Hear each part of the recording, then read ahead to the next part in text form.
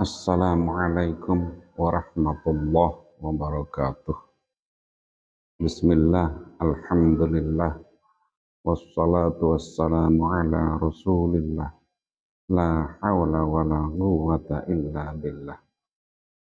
Amma ba'd, para sedulur ingkang kawula mulyakaken, monggo kula njenengan sedaya sareng-sareng syukur dumateng ngarsanipun Allah Subhanahu wa taala, kang mana alhamdulillah dalu menika kula njenengan sedaya saged sareng-sareng rawuh, sareng-sareng mujalasah, khususnya ibadah dumateng ngarsanipun Allah Subhanahu wa taala, yakni kula njenengan sedaya sataksih saged nglampahi salat Isya secara berjamaah, uga dilanjut kelawan nglampahi salat sunnah tarawih. Lan mugi-mugi kawula njenengan sedaya istiqomah anggene ibadah lan uga anggene thalabul ilmi, yakni dalam hal ini adalah kuliah 7 menit pirang luwih setelah sholat sunnah tarawih ingkang insyaallah pada dilaksanakan selama bulan suci Ramadan. Mugi-mugi rawuh kula njenengan sedaya anggene ibadah dadosaken Allah Subhanahu wa taala maringi ridho lan maghfirah kangge kula njenengan sedaya. Amin Allahumma amin.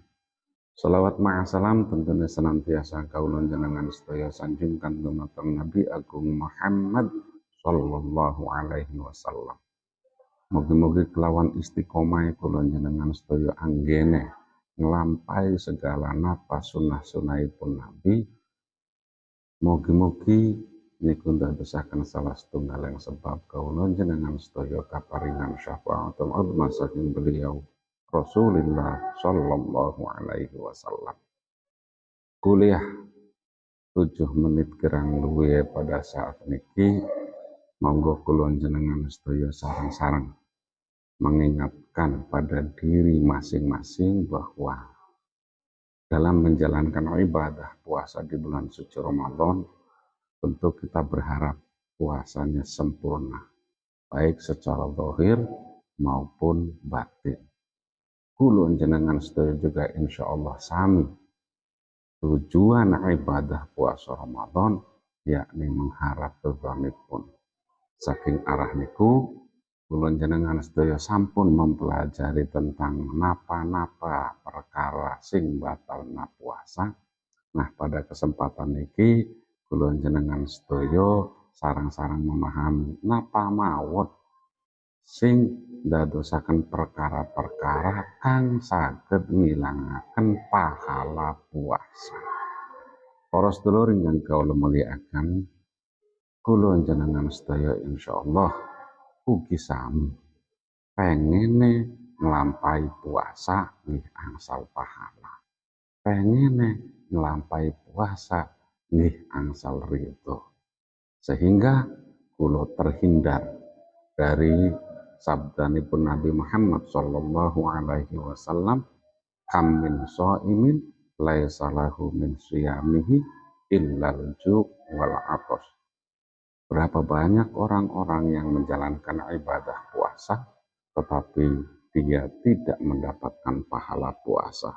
Moga-moga kula njenengan sedaya tidak termasuk orang-orang yang seperti itu. Karena itu, menurut Nabi Allah Muhammad sallallahu alaihi wasallam, agar kita terhindar dari golongan orang itu, yakni kita harus ingat dan juga harus benar-benar meninggalkan perkara-perkara yang 5. Khamsun yuftirnas shaim. Ada 5 perkara yang dapat menghilangkan pahala puasa. Yang pertama adalah al-kadzib, yakni berbohong, berdusta, baik secara langsung maupun tidak langsung, baik secara lisan maupun menggunakan HP. Dimanapun kita berada, dengan siapapun kita berbicara, mari kita hindari kata-kata dusta atau kata-kata bohong.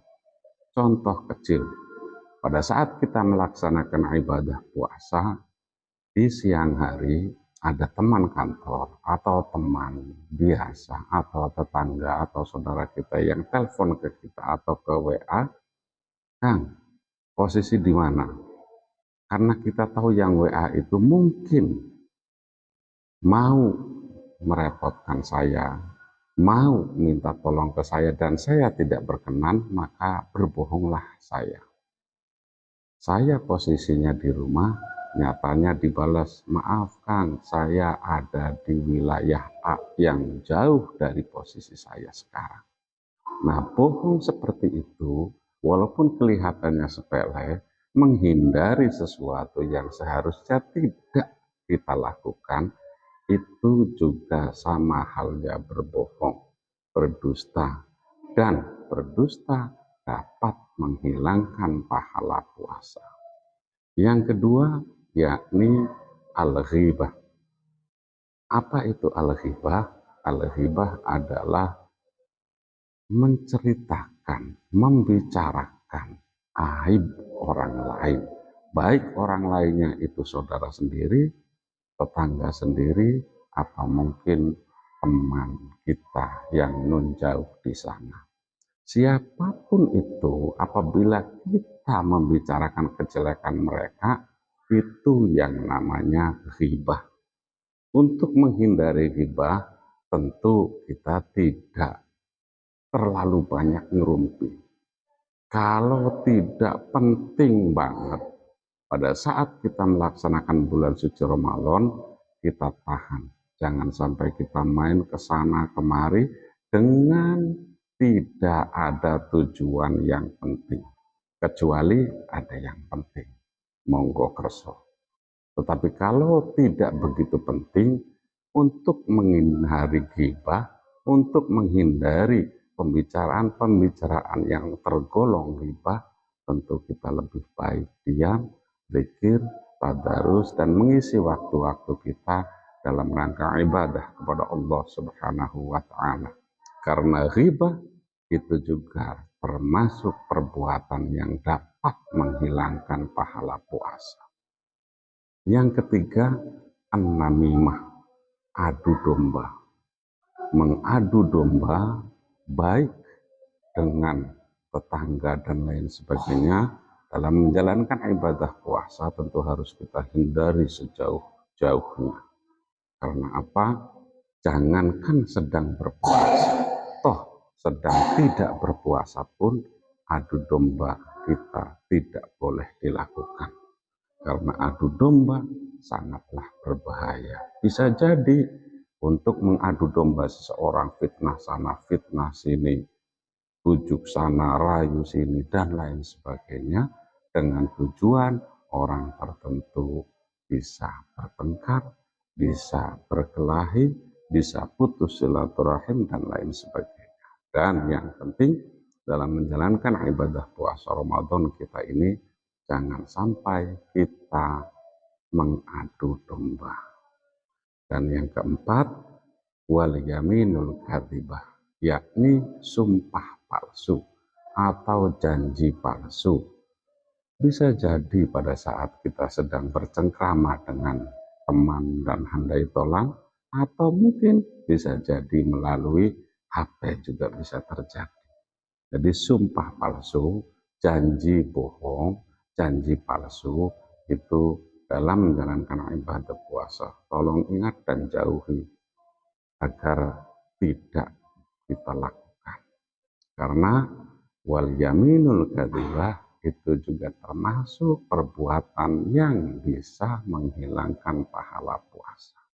Dan yang terakhir yakni wan nadhru bisyahwah, melihat dengan syahwat, melihat dengan timbulnya syahwat, dengan timbulnya birahi.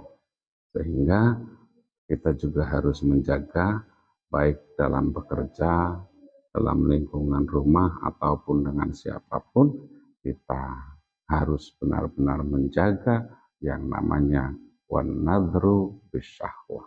Kalau kita melakukan itu, tentu akan hilang pahala puasa kita.